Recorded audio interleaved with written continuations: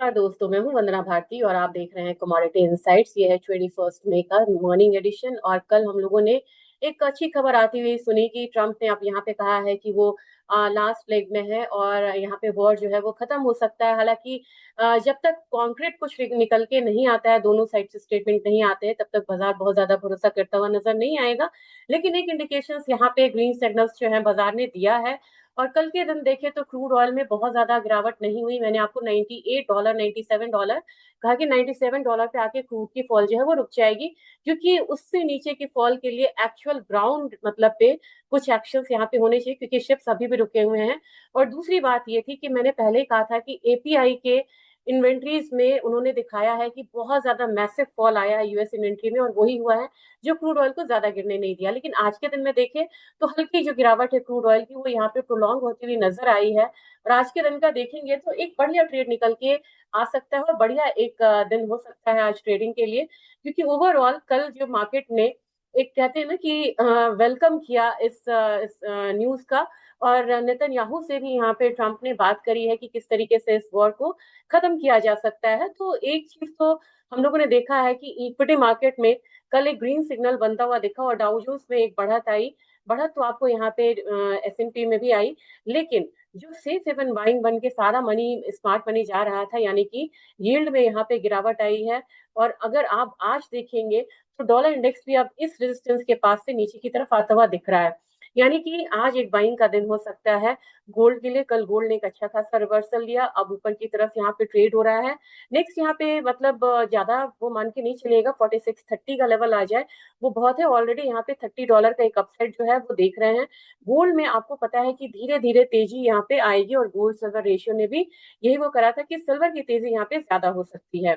हमारा बाजार यहाँ पे 1,60,000 के करीब यहाँ पे कल क्लोजिंग दिया। आज के दिन हो सकता है आज से कल तक आपको एक बारी 1,62,000 62,500 के लेवल्स जो है वो देखने को मिल सकते हैं। अब यहाँ पे सिल्वर की बात करें, सिल्वर ने एक अच्छे जोन में यहाँ पे कल क्लोजिंग दी थी, 75 से ऊपर की क्लोजिंग थी। और मुझे लग रहा है कि धीरे धीरे ये अपने 9 डेज के एमए के पास जा सकता है। वो $78 का है, 77 के करीब अभी ट्रेड हो रहा है, यानी कि 0.75% का अपसाइड ऑलरेडी है यहाँ पे।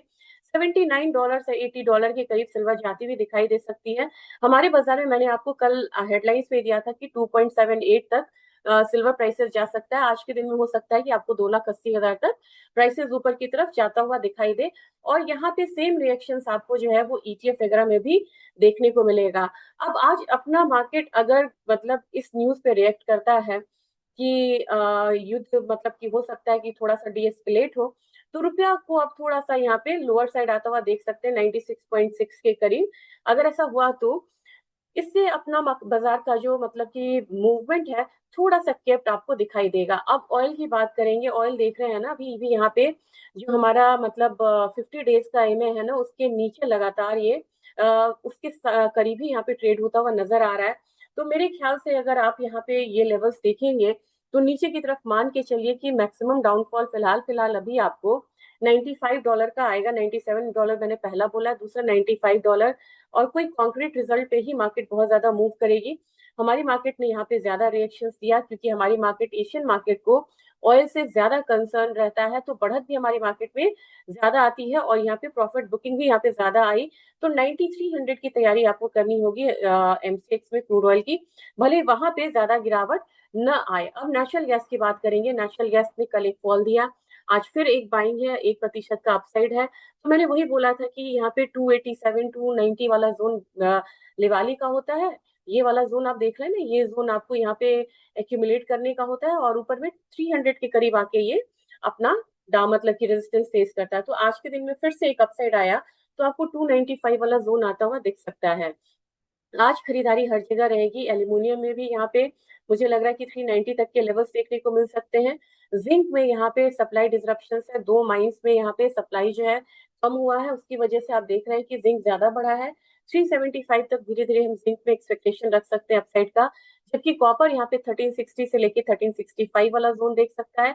निकल की बात की जाए तो निकल में भी अपसाइड आएगा, तो हम 1840 1845 वाला जोन आता हुआ देख सकते हैं। अब यहाँ पे जाने से पहले आपको मॉर्निंग में आपको दिखाना चाहेंगे इकोनॉमिक कैलेंडर्स।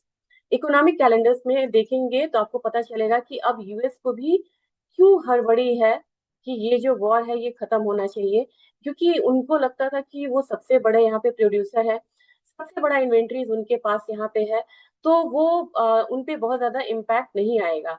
लेकिन जब इन्वेंट्री का ड्रॉप डाउन कल आया ना, ये मल्टीपल टाइम्स था। एक्सपेक्टेशन थी कि यहाँ पे -2.5 मतलब कि barrel per day, million barrel per day का वो होगा यहाँ पे इन्वेंट्री, मतलब ड्रॉप डाउन होगी। लेकिन उससे 3 गुना यहाँ पे इन्वेंट्री जो है कम हुई।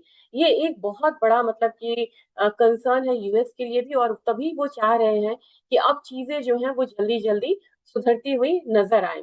आज के दिन में अगर देखेंगे तो फिलाडेल्फिया का आपको सारा पता चलेगा कि यूएस पे कैसे इम्पैक्ट आ रहा है, और तभी वो वॉर का हिट उनको पता चल रहा है। फिलाडेल्फिया का नंबर कम आ रहा है। इनिशियल जॉबलेस क्लेम ज्यादा लोग आएंगे, मतलब अभी लगभग उतने ही आ रहे हैं।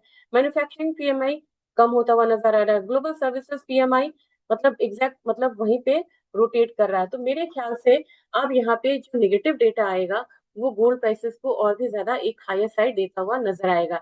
ये आज का अपडेट था। अगर आपको अच्छा लगे तो ज्यादा से ज्यादा शेयर जरूर करिएगा, और मिड डे एडिशन में मिलेंगे तो बात करेंगे डिटेल में।